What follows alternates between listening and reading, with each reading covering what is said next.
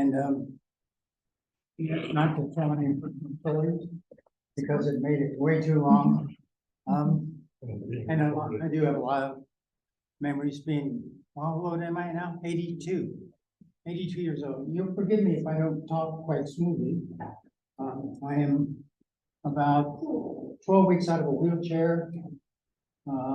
January the 10th of last year, I caught COVID. I'd always been active and very healthy my whole life, still working outside all day long, and COVID did me in. My wife caught it at the same time, got well in 2 weeks. I caught it and went into the hospital by ambulance, was in the hospital for 5 weeks. When I got out of the hospital, I was in worse shape than when I went in. I've been out of the wheelchair now for about 12 weeks, been off the walker for probably about 9 weeks. I still have trouble because I have lung damage carrying a full sentence. So I'll probably give you half sentences at a time here as I describe this thing, but we'll do the best we can. I am getting more mobile every day, although I have to stop often and catch my breath, which we'll see. So this is a scale down of my genealogy. Like many people, I was mid-life before I got interested in genealogy. And once I got into it, if you've done any, you find it's addictive. Once you get started, it's so interesting to you, learning about your kinfolks, that you just can't let it go. So you do that for spells, right? I do it for a year and then I put it away in the cabinet. Then a couple years later, I move somewhere else that's more convenient, so I get it out again and start again. So I've not worked on this for several years, but I have the elements of giving some advice for other people who are interested in this. So if you go to the next slide. Like many people, I have grandparents that go back to Oklahoma. I was born in Grove. My grandparents lived there south of Grove. I understand he had an office of some kind within the nation, but we can't really find out exactly what he did. There's rumor that he was a judge, but there's lots of rumors about people, so you don't know. But this was a picture taken in 1915 of the family, and of course all those people are long gone. But I guess my reason I bring this up is that many of you, if you haven't gotten into genealogy yet, look around your family's pictures. My mother had boxes and boxes of photographs when she died that we went through. And so there's all the pictures somewhere. And if any of those kinfolk are still alive, you can say, oh, who is this, Mom? Or who is this, grandmother? And they'll tell you. And in some cases, you look on the back and the names are penciled in there. But in a lot of cases, you wonder who they are. So we go to the next one. So my grandmother died when I was about 8. So I remember her. But my grandfather died in 1928.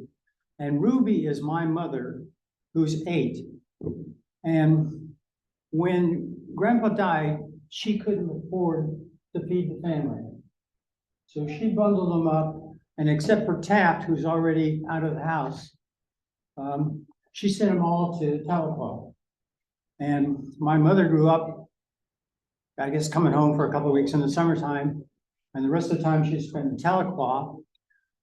My grandmother eventually married another person and had another child, even though I guess would have been in 1950. She's what, I don't know, old.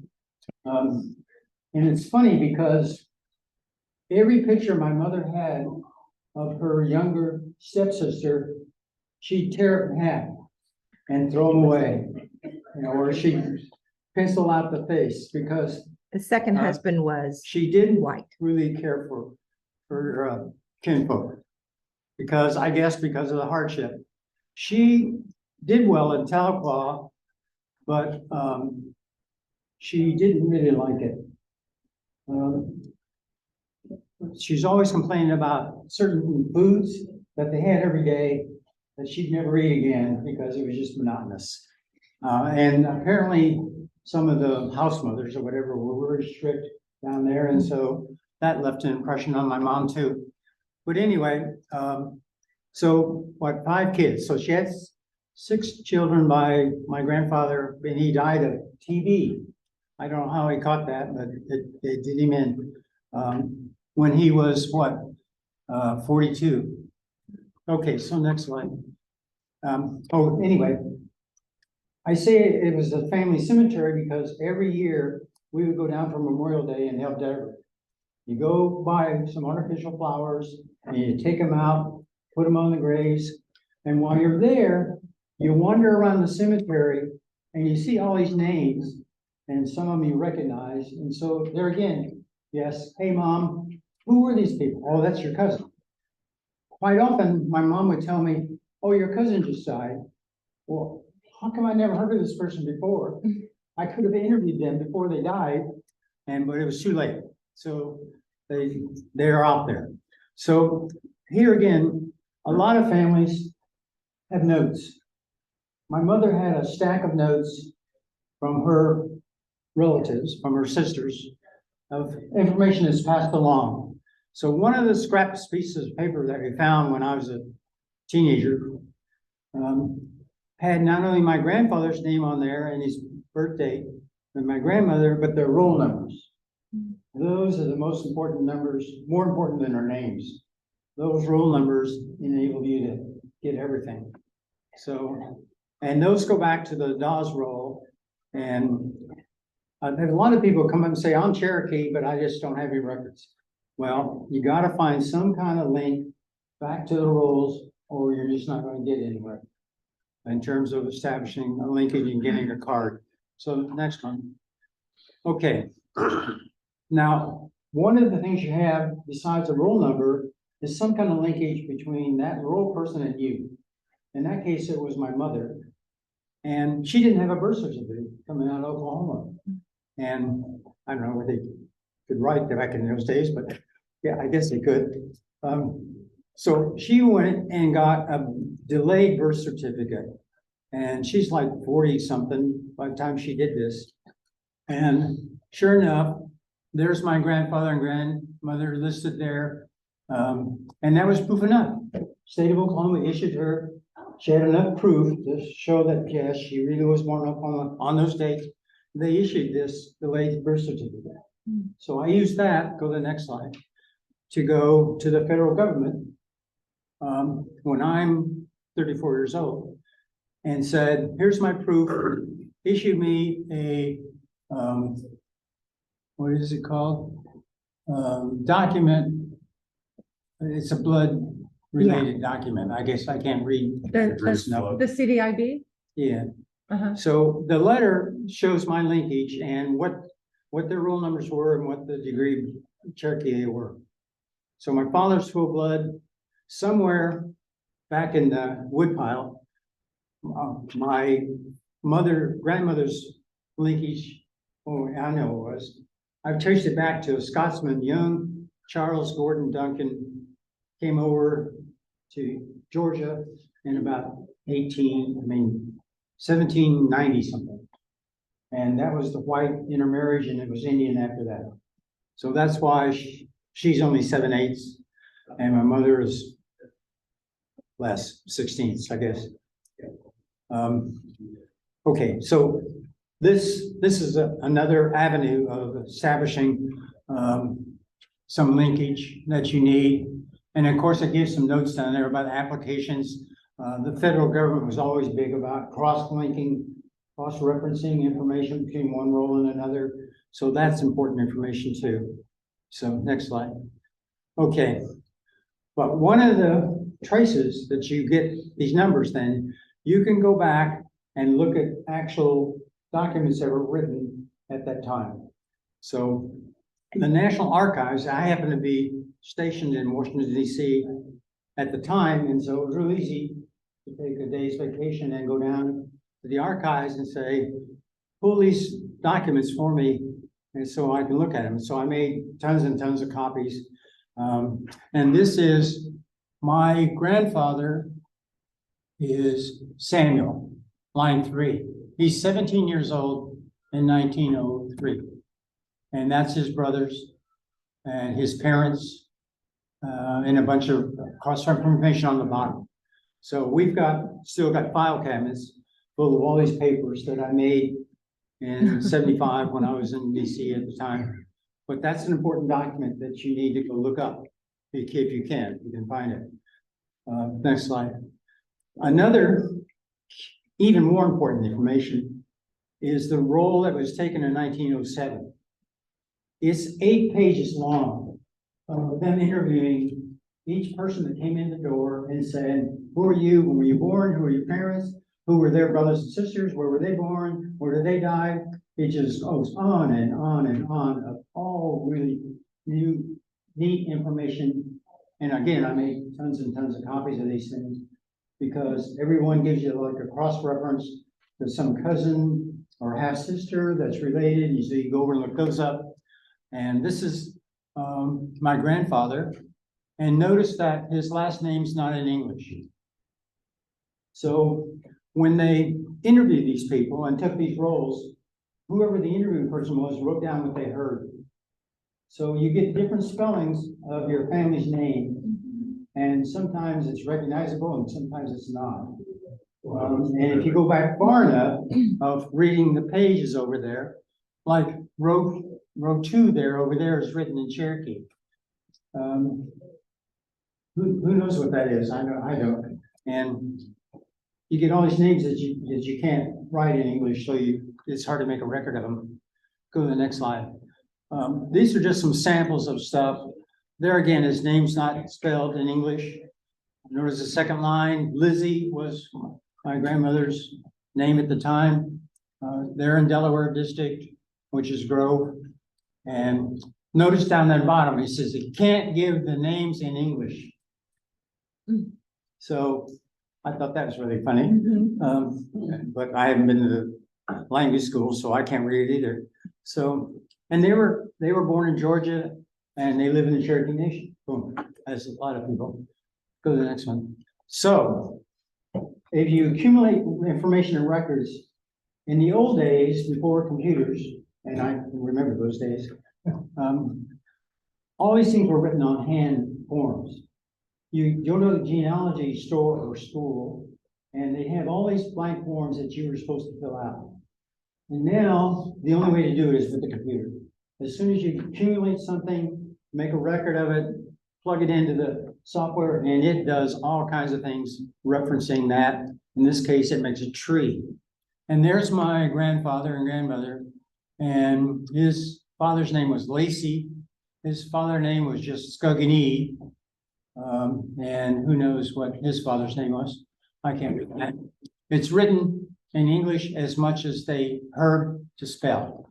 On my grandmother's side, there's some summer fields, and you run across all these other names that when you're walking around that cemetery, aha, there's somebody that isn't just a neighbor, stranger or a neighbor, or in this case, pardon me. Butler Cemetery is a unincorporated voluntary cemetery. You can bury there by just asking. So you don't know who these people are. And sure enough, I see some Summerfield graves there that I wish I'd known when they were alive. So there you go. So next slide. And this is my grandmother's side. She's related to Foxes and Butlers. And not to tell the story, but Elijah Butler Cemetery is the most interesting name on that page. Because, go to the next page. The names, let's see, boom, boom, boom, boom, boom. He's them on the roll, boom, boom. His name, when he came from Georgia, was Ellery. Ellery.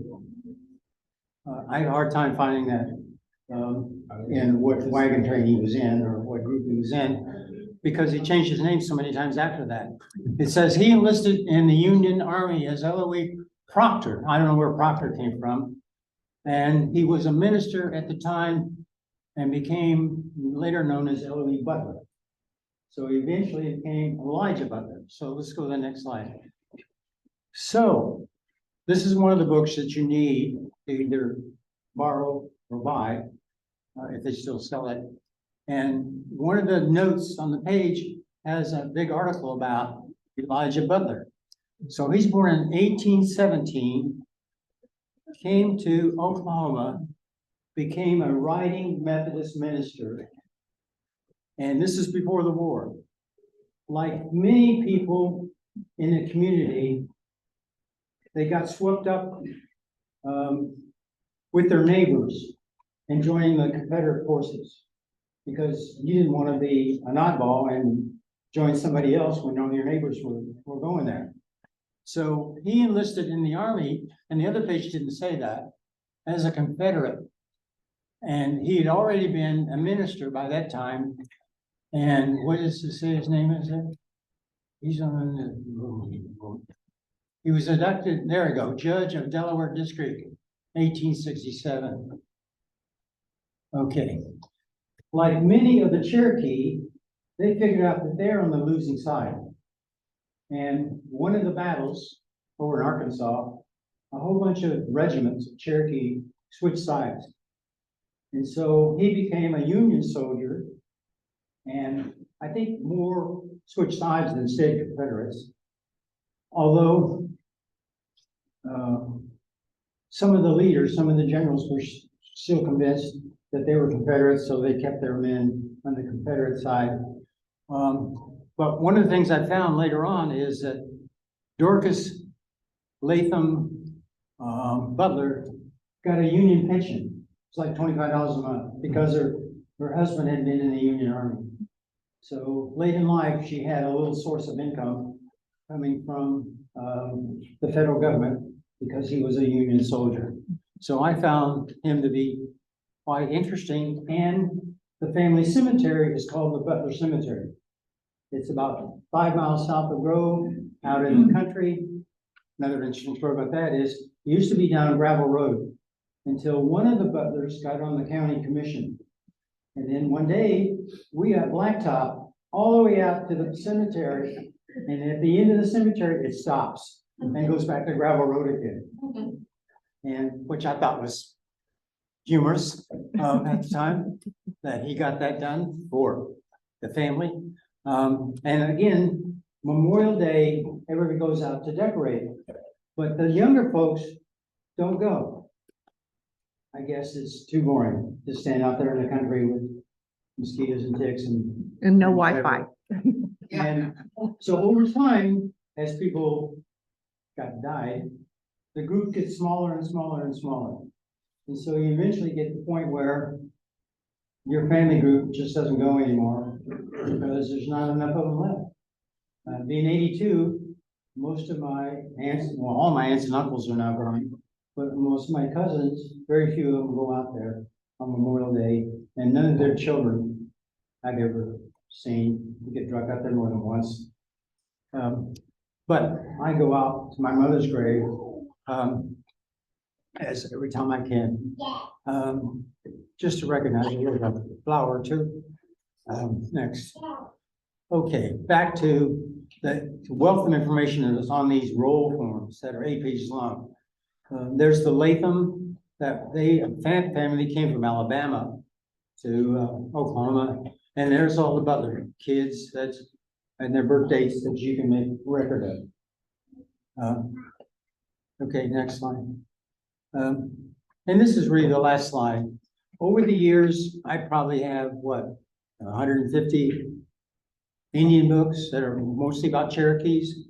These are some of the key ones that you either want to own or go down to the vast library. It's the 7th floor, and they have all these materials down there. Particularly one, the Miller applications. Of course, there's Starr's book, The History of the Cherokee Indians. It's about this thick. That's reprinted, by the way. Okay. Old Settlers Roll and the Dawes Roll. One of the things about the Dawes Roll is just page after page of names and columns. And it shows where they lived, the key information, when they're born, whatever. But you look at the name that you're looking for, and then you look at the names next door. Because usually that's the other brothers and sisters, and some of the neighbors sometimes go at the same time. On my father's side, my grandfather married my grandmother, who lived at the next farm. Most of the courting that's done back when people were walking, if they didn't own a horse, or between young people who lived close to each other. And so he would walk to the farm next door, which is, 2 or 3 miles, to court this young woman, and then they get married. So when you look up land deeds, you find your family's deed, and then you look next door and see, is that name recognizable of who owned that? So that's another trick of the trade. So that's the end. That's the key books that I have. That's the quick and dirty.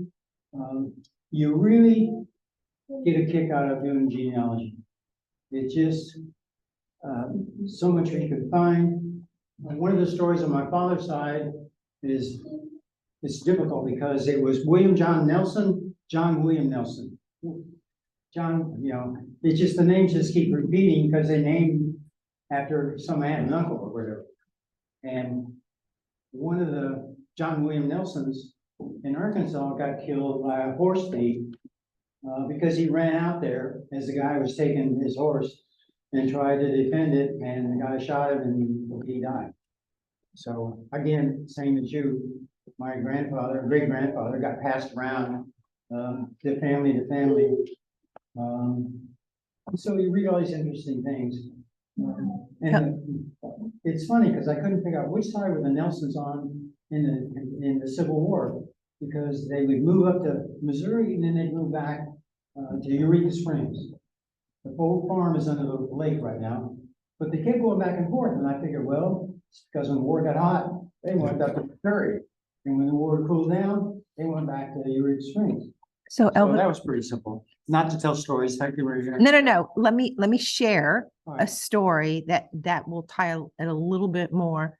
There is a group of his family that came from Georgia that went to Oklahoma and said, forget this. This is not North Carolina. This is not North Carolina, right? This is not Georgia. This is not North Carolina. So they left and they went to Northern California, where they became Italians.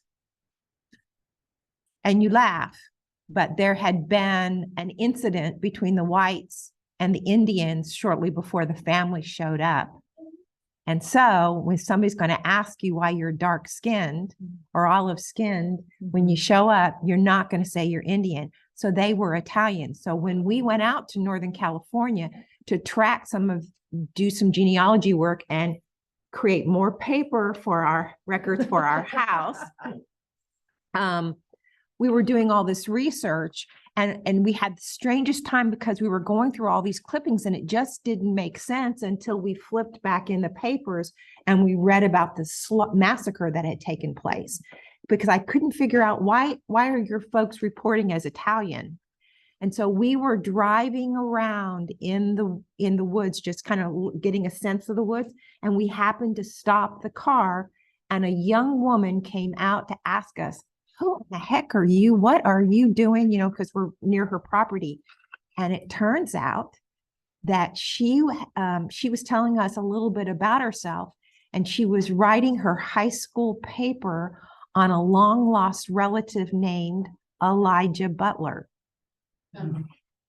And we said, Elvis says, because when he did his original work, he published a self-published book and he put it in all the libraries in Oklahoma. He happened to say, I've got a book for you. Let me fill in the gaps. And he gave it to her so that she could finish her paper. So you just never know where your stories and your travels will lead you. Anything else, Mr. Nelson? Another coincidence. This will take 3 minutes. So we go down to Eureka Springs. I got some references on the land that we own. I kept wondering why in 1855 anybody would leave Kentucky and drive to Carroll County, Arkansas, because Kentucky's green, lush, they grow lots of crops there. where we were in Arkansas, it looked like it was nothing but rock.